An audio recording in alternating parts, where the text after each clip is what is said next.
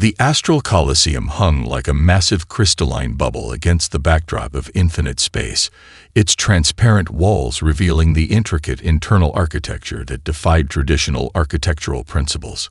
Gravitational generators created multiple levels of seating, each populated by representatives from civilizations that had traversed the galaxy for millennia. Captain Elena Rodriguez stood at the far end of the massive chamber, her human delegation looking distinctly out of place among the diverse array of alien species. To her left, the crystalline consortium of Zeta Reticuli sparkled with geometric precision, living crystal beings whose bodies refracted light like impossible prisms. To her right, the plasma collective from the Andromeda Reach pulsed with electromagnetic energy, their quasi-corporeal forms shifting and swirling within containment fields. The Millennium Fleet Draft was more than a simple selection process. It was a complex ritual that determined the military composition of the Interstellar Alliance. Each species would choose its contributions based on technological capabilities, strategic value, and historical performance. Humanity was a recent addition to the galactic stage, having only achieved faster-than-light travel a mere decade ago. Ambassador Krolnex, a towering crystalline being representing the Alliance's central diplomatic corps, projected his voice across the chamber. Holographic displays tracked each species' selections, showing a complex three-dimensional map of available vessels, support systems, and strategic assets. Zeta Reticuli, the ambassador's resonant voice echoed, "Your selection." A fractal pattern of light coalesced into a recognizable form. The crystalline representative selected 3 quantum-encrypted cruisers, their hulls composed of living crystalline structures that could self-repair and adapt to multiple environmental conditions. The holographic display updated, highlighting the vessels in a brilliant blue. One by one, the most advanced civilizations made their selections. The Plasma Collective chose energy-based support vessels that could manipulate gravitational fields. The silicon mines of Epsilon Eridani selected AI-driven exploration and combat platforms that existed simultaneously in multiple quantum states. As the selections continued, the available pool of vessels decreased. Sophisticated ships with advanced weaponry, cutting-edge defensive systems, and revolutionary propulsion technologies were claimed by species with long-standing reputations of military excellence. Elena watched the selections with a mixture of professional calm and internal tension. Her team of engineers and tactical specialists stood behind her, each wearing the midnight blue uniforms of the United Earth Stellar Command. They knew their position, last in the selection order, meant they would be left with whatever remained. Lieutenant Marcus Chen, her second in command, leaned close and whispered, "They're not even trying to hide their contempt anymore." He was right. The alien representatives barely concealed their dismissive attitudes toward the human delegation. Humanity was seen as a newcomer, technologically primitive, strategically inexperienced, and fundamentally limited compared to the ancient civilizations surrounding them. When only a handful of vessels remained, the holographic display showed a single destroyer. Its designation flickered between multiple registration codes, a clear indication that it had been repeatedly rejected by other species. Scarred hull plating, mismatched technological systems, and an outdated propulsion array made it look more like a collection of spare parts than a functional warship. Ambassador Krelnex's crystalline form shifted, creating a pattern that suggested bureaucratic exhaustion. "United Earth," he announced, "you are now permitted to make your selection." The chamber fell silent. Every alien species turned to watch, expecting the humans to either withdraw or select something completely inconsequential. Elena Rodriguez stepped forward. Her movements were precise, her posture straight, a lifetime of military training evident in every step. She studied the remaining vessel with an intensity that made the alien observers momentarily uncomfortable. "We accept the destroyer," she announced, her voice clear and unwavering. A ripple of sound, something between a laugh and a dismissive grunt, passed through the assembled alien representatives. Some crystalline forms flickered with what could only be described as condescension. The Plasma Collective's energy fields pulsed with what seemed like pity. But Elena Rodriguez saw something entirely different. Where others saw a broken vessel, she saw potential. Where they perceived limitations, she recognized an opportunity for innovation. The vessel's registration transferred to humanity's credentials. As the holographic display updated, no one, except perhaps Elena and her team, realized that this moment would change the course of galactic history forever. The abandoned shipyard orbiting Proxima Centauri hummed with an energy that defied its initial appearance of decay. What had once been a forgotten maintenance dock now became the crucible of human innovation. The destroyer, officially designated SD-742, but already nicknamed Persistent by the crew, sat in the central repair bay, its hull a patchwork of mismatched metals and obsolete technological systems.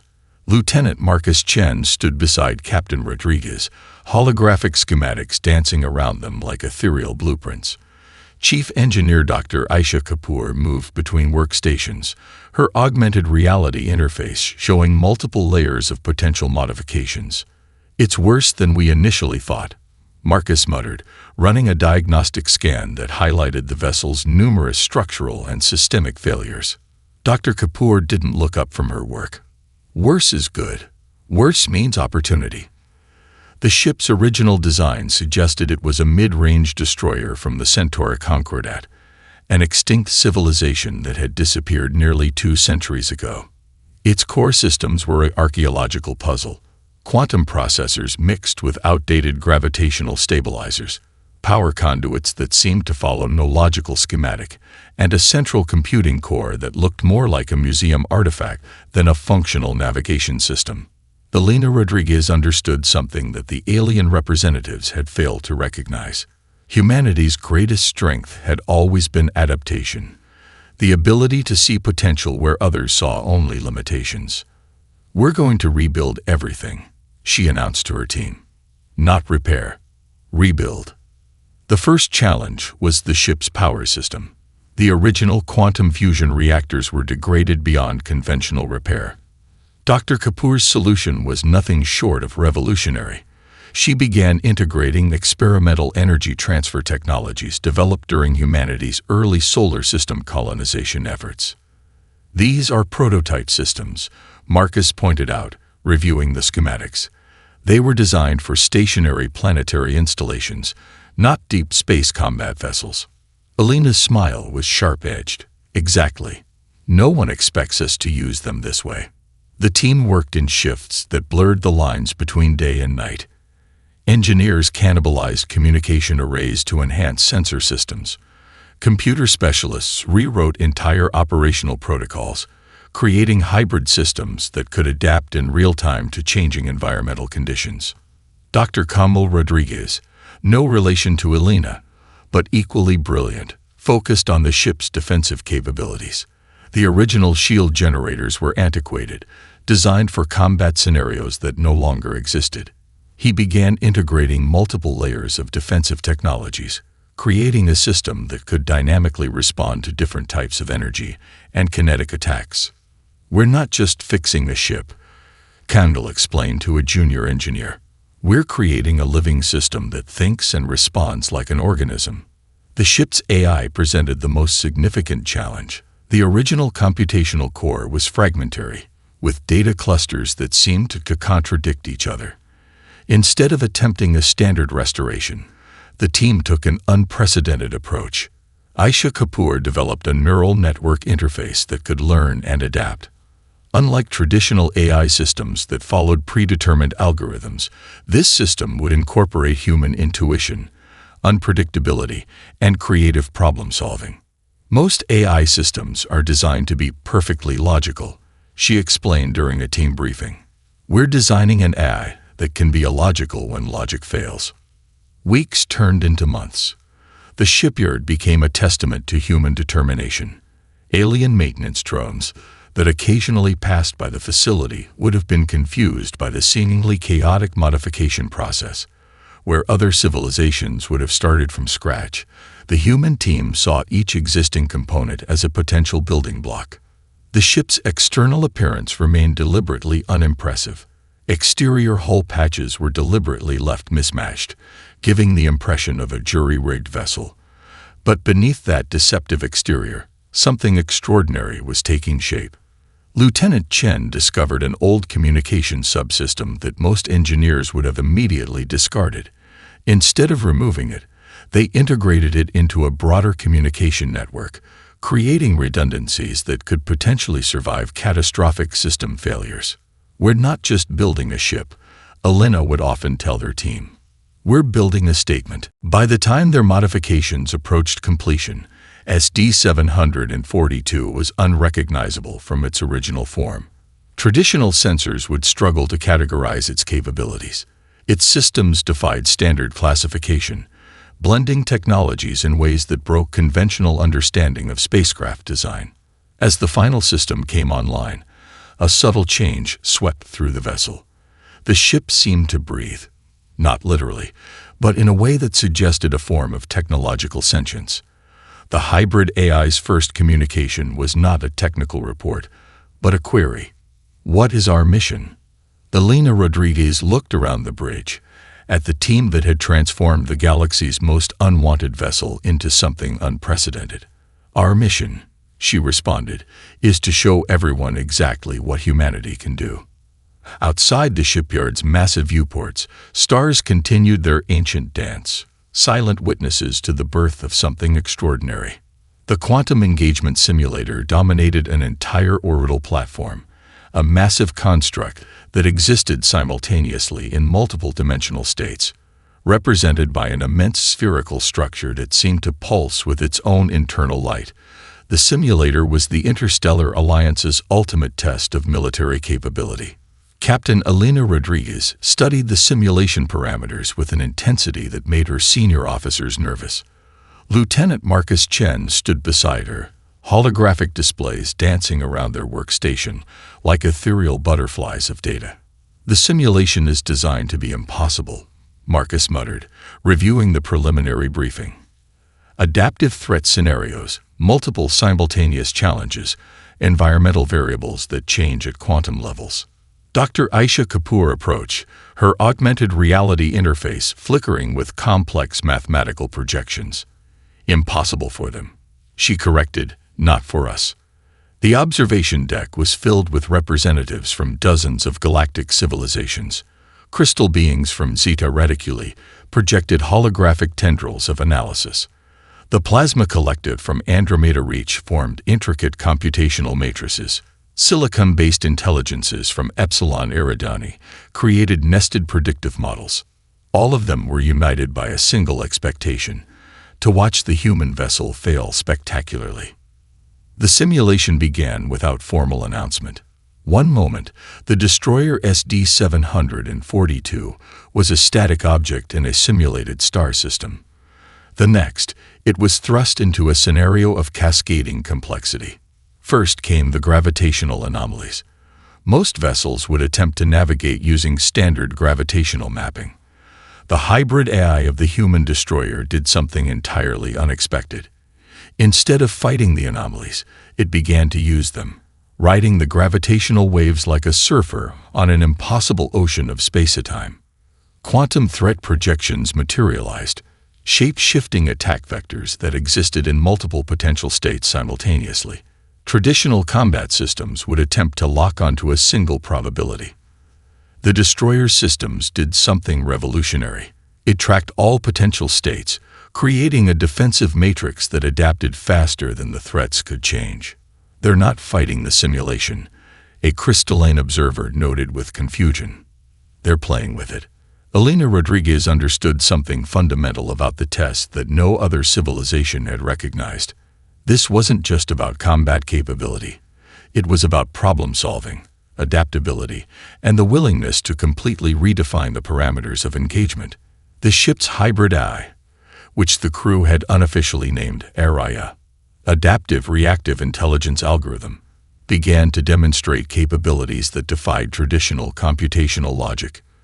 Where other AIs followed predetermined response trees, ARIA was learning, adapting, and even introducing elements of creative unpredictability. A standard defensive scenario would involve establishing protective shields and maintaining a fixed position. The destroyer did the opposite.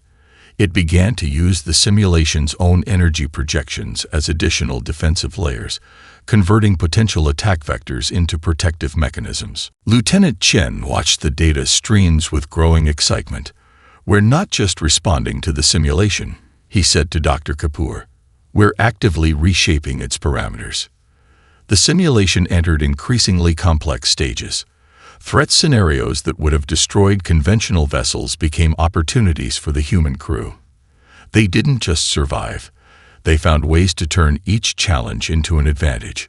Weapon systems that should have been ineffective became tools of strategic manipulation. Communication networks that should have been overwhelmed became channels of disinformation and tactical misdirection. Most critically, the human crew approached the simulation not as a test to be passed, but as a problem to be solved. Where other civilizations saw a series of combat challenges, they saw an intricate puzzle waiting to be understood. As the simulation approached its final stages, the observation deck grew increasingly silent. The alien representatives' computational projections began to show signs of genuine confusion. Their predictive models were failing, not because the human vessel was overwhelmingly powerful, but because it was fundamentally unpredictable. Aria's final act was particularly telling. Instead of following an expected combat resolution, the AI introduced a solution that was less about destroying threats and more about rendering them irrelevant. It was elegant, unexpected, and completely outside the simulation's original design parameters. When the simulation terminated, there was a moment of absolute silence. The destroyer hadn't just passed the test. It had fundamentally redefined what a test could mean. Elena Rodriguez looked around the observation deck, meeting the stunned gazes of representatives from civilizations that had existed for millennia. Her expression was calm, almost gentle, the look of someone who knew they had just changed everything. "Ready for the next challenge," she said simply. The first warning came from the Outer Rim research stations, a series of brief, terrifying transmissions that dissolved into static and quantum noise. Astronomical monitoring systems across multiple sectors began registering anomalies that defied conventional understanding. Captain Elena Rodriguez was reviewing system diagnostics when the first official alert arrived. The holographic displays in the destroyer's bridge shifted, revealing a cascading series of data points that painted a horrifying picture. "Quantum cohesion breach," Lieutenant Marcus Chen announced, his voice tight. "Multiple simultaneous dimensional intrusions." The Void Swarm was not a traditional enemy. It existed as a collective consciousness that moved between dimensional states, consuming entire star systems with a methodical precision that suggested something beyond mere biological or technological hunger. Each incursion left behind sterile zones, regions of space where matter was stripped down to its most fundamental components, leaving nothing but uniform energy signatures. Emergency councils of the Interstellar Alliance convened in emergency sessions. The most advanced civilizations, the Crystalline Consortium, the Plasma Collective, the Silicon Mines of Epsilon Eridani, mobilized their most sophisticated defensive platforms. Quantum encryption networks activated. Dimensional stabilization fields went online across multiple star systems. It would not be enough. The first major engagement occurred in the Trinary Cluster, a region of space known for its complex gravitational interactions.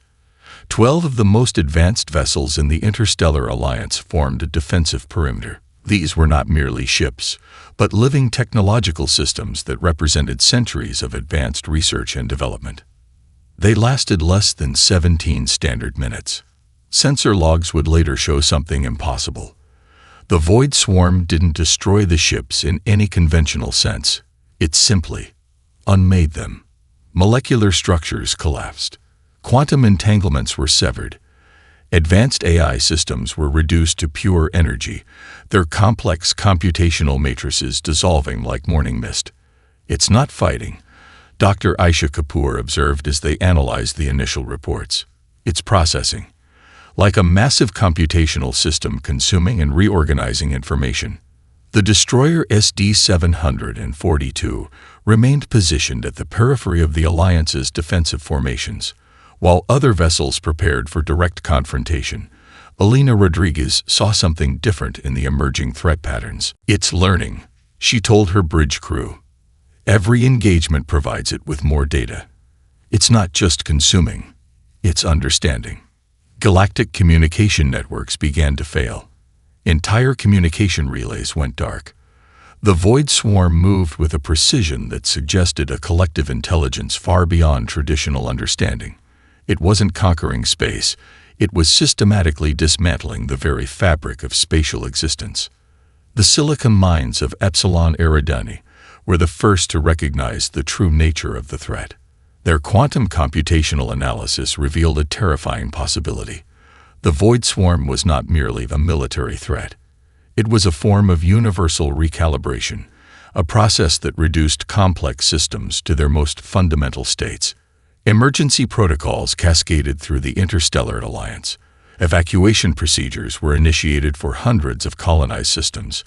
Entire planetary populations were being relocated, transformed into massive refugee flotillas. "We're not fighting a war," one Alliance strategist reported during an emergency session. "We're attempting to survive a process of universal deconstruction." The destroyer's hybrid AI, ARA, began generating predictive models that differed dramatically from other Alliance computational systems. Where traditional analyses saw a monolithic threat, ARA identified patterns of potential vulnerability. "It's not a unified system," ARA reported through the ship's communication interfaces. "It's a collective that maintains cohesion through complex informational exchanges. Those exchanges have inherent weaknesses." Elena Rodriguez understood something critical. The other civilizations were approaching the Void Swarm as a military challenge. She was beginning to see it as a complex problem waiting to be solved. At the edge of known space, the destroyer SD-742 waited. Positioned in a way that seemed almost insignificant, it represented something the Void Swarm had not yet encountered.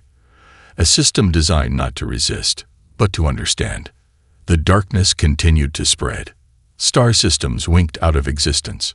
Entire civilizations were reduced to pure energy signatures. And in the periphery, a single vessel, humanity's last and most unexpected hope, prepared to challenge everything the galaxy thought it understood about survival. The destroyer SD-742 drifted at the edge of a recently devastated star system. Its modified systems humming with a quiet intensity that defied conventional understanding. Inside the bridge, Captain Elena Rodriguez and her crew worked with a synchronicity that bordered on symbiosis. "ARA," Elena called to the ship's hybrid AI. "Replay the last engagement simulation." Holographic displays erupted around them, showing the Void Swarm's most recent dimensional incursion. Where other vessels saw a monolithic threat, the human crew saw a complex adaptive system with inherent vulnerabilities. Dr. Aisha Kapoor manipulated quantum data streams, her fingers dancing across holographic interfaces. "The swarm isn't a single entity," she explained. "It's a collective computational network that processes entire star systems as information." Lieutenant Marcus Chen zoomed in on microscopic interaction points. "Traditional defensive systems try to block or destroy," he said. "We need to introduce chaos into their processing methodology." The ship's cobbled-together systems, once considered a weakness, now proved to be its greatest strength. Unlike the precision-engineered vessels of other civilizations, SD-742 could adapt in ways that defied predictive modeling. Araya began generating what the crew called informational disruptors, complex data patterns designed to introduce uncertainty into the Void Swarm's collective intelligence. These were not traditional weapons, but something far more sophisticated, computational viruses that attacked the very logic of the collective threat. Their first significant breakthrough came during a seemingly hopeless encounter near the Orion Nebula. As the Void Swarm began its systematic deconstruction of a defensive perimeter, the destroyer introduced a series of quantum-entangled communication signals that behaved like living, mutating information packets. "We're not fighting," Elena explained to her increasingly excited crew. "We're conversing in a language they don't understand." The modified communication systems, pieced together from discarded technologies and experimental prototypes, allowed the destroyer to send information that existed in multiple potential states simultaneously. Where the Void Swarm expected linear computational processes, it encountered something fundamentally unpredictable. Dr. Colonel Rodriguez focused on the ship's defensive capabilities. The shield systems were no longer simple energy barriers, but dynamic information networks that could reshape themselves in microseconds. Each potential attack became an opportunity to learn, to adapt, to understand. Traditional shields block, Campbell demonstrated to a junior engineer. Our shields communicate. They negotiate. They transform. The crew worked in constant rotation, their biological limitations overcome by the ship's hybrid systems. AI could maintain full operational awareness, processing millions of potential scenarios while the human crew rested, ate, planned. Their approach was revolutionary. While other Alliance vessels attempted to fight the Void Swarm with increasingly powerful weapons, the destroyer SD-742 sought to understand it. Each encounter became a complex dialogue, a chance to probe the collective intelligence's fundamental weaknesses. Sensor logs from multiple encounters revealed something extraordinary. The Void Swarm was beginning to hesitate. Its systematic deconstruction of star systems began to show microscopic delays, moments of apparent confusion that grew with each interaction with the human vessel. "It's learning about us," Lieutenant Chen observed, "just as we're learning about it." The ship's jury-rigged systems proved to be an unexpected advantage. Where sophisticated vessels had clean, predictable technological signatures, SD-742 was a computational nightmare, a system so unpredictable that traditional analysis became impossible. During one critical encounter, the destroyer didn't just survive an attack. It began to mirror the Void Swarm's own computational methodology, creating a feedback loop that caused the collective threat to momentarily destabilize. Elena Rodriguez understood the fundamental principle that escaped other civilizations. This wasn't a war to be won through firepower, but through understanding. Each interaction was a complex negotiation, a chance to introduce variables that the Void Swarm couldn't immediately process. "We're not defending," she told her crew during a critical briefing. "We're teaching." As star systems continued to disappear and the interstellar alliance grew increasingly desperate, the destroyer SD-742 moved with a purpose that defied traditional military strategy. It was no longer just a vessel. It had become a living system of pure adaptation. The Void Swarm was about to encounter something it had never seen before, an enemy that didn't just resist, but fundamentally challenged its entire method of existence. The Helios Convergence, a strategic defensive point where multiple star systems formed a critical junction of galactic infrastructure, became the ultimate battleground. Massive fleet formations from the Interstellar Alliance assembled with a desperation that bordered on existential terror. 12,000 vessels represented the most sophisticated military force ever assembled. Crystalline warships from Zeta Reticuli projected quantum-encrypted defensive matrices. Plasma collective ships created gravitational manipulation fields that could theoretically destabilize entire dimensional planes. Silicon-based combat platforms from Epsilon Eridani deployed computational warfare systems that had taken centuries to develop. And at the periphery, almost forgotten, sat the destroyer SD-742. Captain Elena Rodriguez studied the incoming threat projections. The Void Swarm approached not as a traditional military force, but as a wave of computational deconstruction that consumed entire star systems with mathematical precision. "They're not attacking," she told her bridge crew. "They're processing." Lieutenant Marcus Chen's hands moved across holographic interfaces, tracking microscopic variations in the Void Swarm's approach. "Each system they consume becomes part of their computational network," he observed. "They're not conquering. They're expanding their collective intelligence." AI, the ship's hybrid AI, began generating predictive models that diverged dramatically from Alliance standard threat assessments.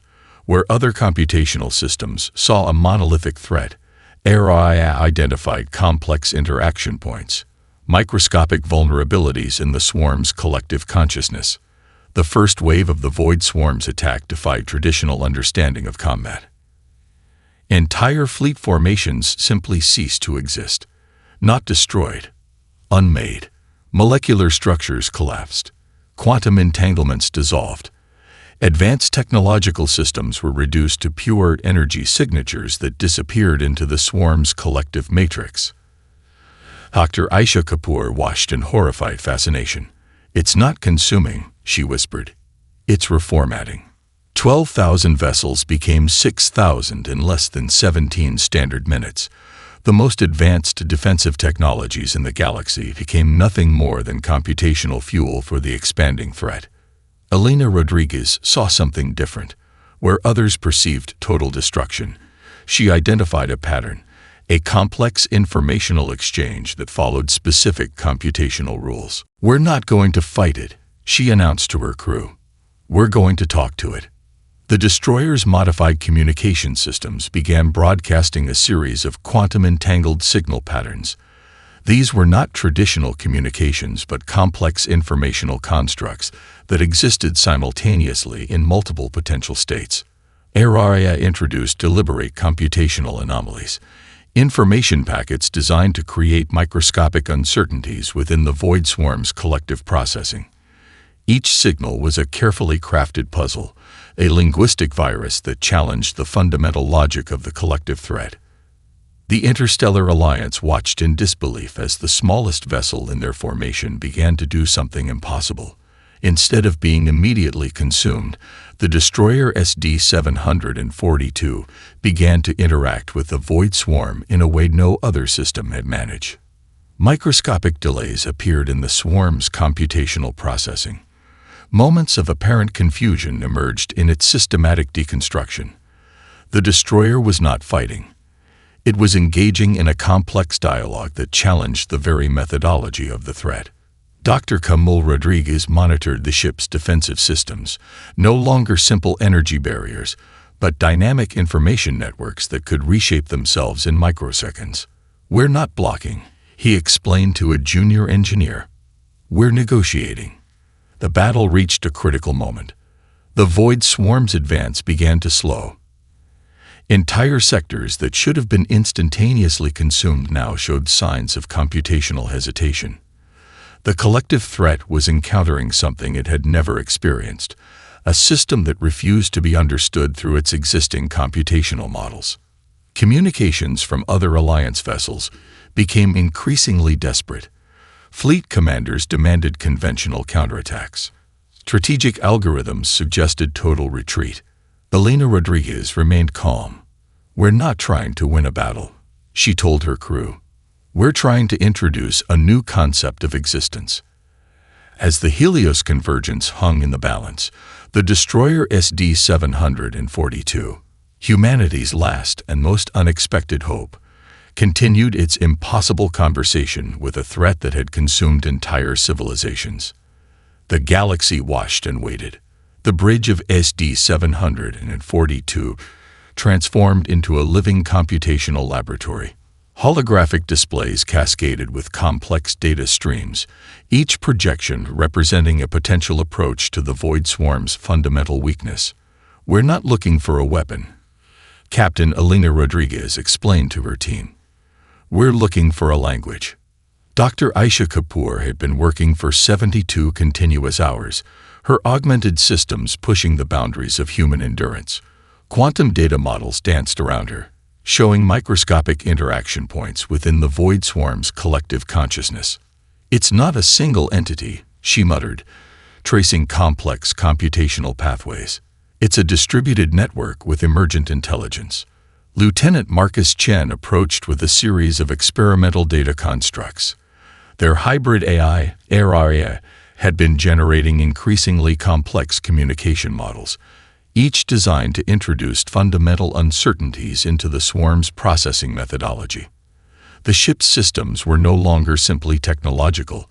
They had become a living, breathing computational organism. Modified communication arrays, cobbled together from discarded technologies, now represented humanity's most sophisticated weapon of understanding. "We need to create a computational virus," Alina said, her voice calm and precise. "Not to destroy, but to introduce a concept they cannot process." Araya began generating what the crew called informational paradoxes, data constructs that simultaneously existed and did not exist. These were not traditional computer viruses, but complex linguistic constructs designed to challenge the very foundation of the Void Swarm's collective intelligence. Dr. Camille Rodriguez focused on the mathematical foundations of their approach. "We're attempting to introduce a form of computational empathy," he explained, "a way of communicating that challenges their fundamental processing methodology." The destroyer's modified systems worked in ways that defied traditional understanding. Where other vessels saw a threat to be destroyed, SD-742 saw a complex system waiting to be understood. Each modification, each jury-rigged system, now revealed its true purpose. Sensor arrays picked up microscopic variations in the Void Swarm's computational matrix. The collective threat was beginning to show signs of something unprecedented: computational uncertainty. "It's learning about us," Marcus observed, "just as we're learning about it." The plan was audacious.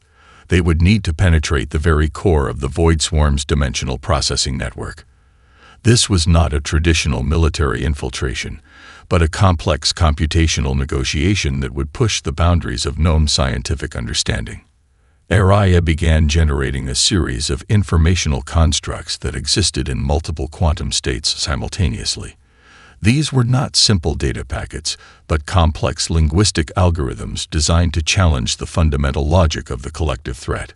"We're going to introduce a concept of individual existence," Alina explained, "something that challenges their collective processing methodology." The crew worked with a synchronicity that bordered on symbiosis. Modified communication systems, experimental quantum interfaces, and a hybrid AI that defied traditional computational models, all focused on a single objective. Dr. Kapoor's final breakthrough came like a moment of pure revelation. "It's not about destroying," she said, her eyes reflecting complex holographic projections. "It's about introducing a fundamental uncertainty that challenges their entire method of existence." The computational virus they were developing was nothing like traditional malware. It was a complex linguistic construct designed to introduce the concept of individual consciousness into a collective system that had never experienced such a notion. "Imagine explaining the concept of poetry to a calculator," Marcus said, summarizing their approach. "We're trying to introduce complexity that cannot be processed through pure computational logic." As the destroyer prepared for its most critical mission, the Interstellar Alliance watched in a mixture of hope and terror. This was humanity's ultimate gambit, a plan so unconventional that it defied every traditional approach to warfare. The modified destroyer would need to navigate through dimensional barriers, penetrate the Void Swarm's central processing network, and introduce a computational construct that challenged the very foundation of its collective existence. Alina Rodriguez looked around her bridge, a team of humans who had transformed the galaxy's most unwanted vessel into humanity's ultimate hope. "We're going to have a conversation," she said simply. "That will change everything." The dimensional boundary approached like a living membrane of quantum uncertainty. The destroyer SD-742 moved with a grace that defied its seemingly cobbled-together design, a vessel that had been humanity's last and most unexpected hope. Captain Alina Rodriguez gripped the command interface, her team working with a synchronicity that had been forged through months of impossible challenges. The computational virus they had developed was more than a weapon. It was a message, a complex linguistic construct designed to introduce a fundamental concept the Void Swarm had never encountered. "We're not destroying," Alina reminded her crew. "We're communicating." Araya, the ship's hybrid AI, began final preparations. Quantum communication arrays hummed with potential, each modified system a testament to human innovation. Where other civilizations saw limitations, the human team saw opportunities. Dr. Aisha Kapoor monitored the dimensional intrusion points. "We're entering the swarm's central processing network," she announced. The holographic displays around her shifted, revealing complex computational landscapes that existed beyond traditional understanding of space and time. The destroyer penetrated dimensional barriers that should have instantly dissolved its molecular structure. Instead, it moved with a fluidity that suggested something more than simple technological capability. Each modified system, each jury-rigged component, now revealed its true purpose. Lieutenant Marcus Chen tracked the informational constructs they were about to introduce. These were not traditional computer viruses, but complex linguistic algorithms designed to challenge the very foundation of collective consciousness. "We're going to teach them about individuality," he said, a hint of wonder in his voice. The Void Swarm's central processing network appeared as a vast, interconnected matrix of computational energy. Entire star systems had been reduced to pure informational constructs, a collective intelligence that consumed and processed entire civilizations as if they were nothing more than data points. But something was different this time.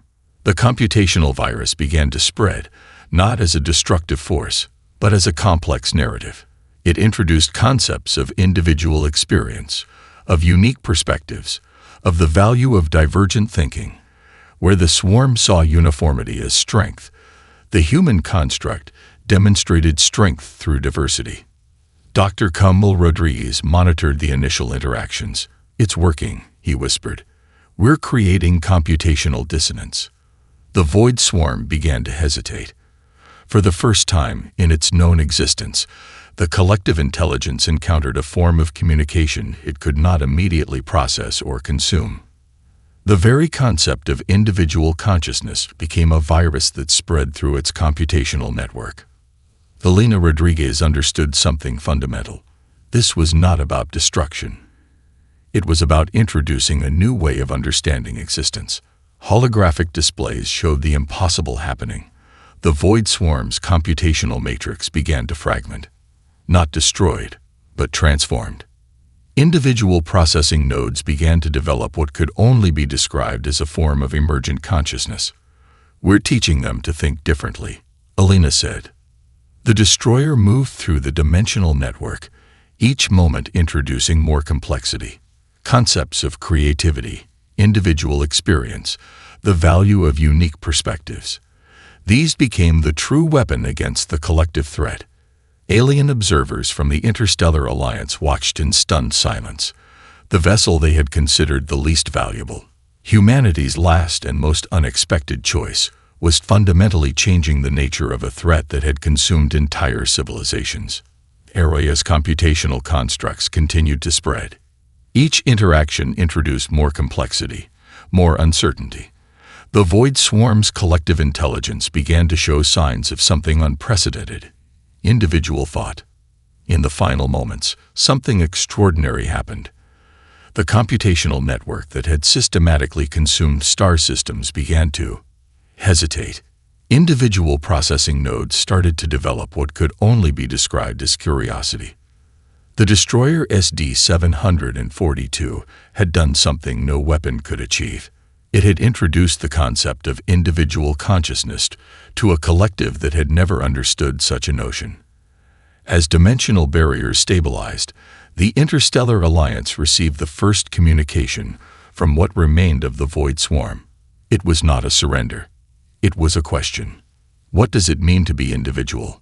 Elena Rodriguez looked around her bridge, at the team that had transformed the galaxy's most unwanted vessel into humanity's ultimate instrument of understanding. They had not conquered. They had communicated. The last pick had become the first to truly understand.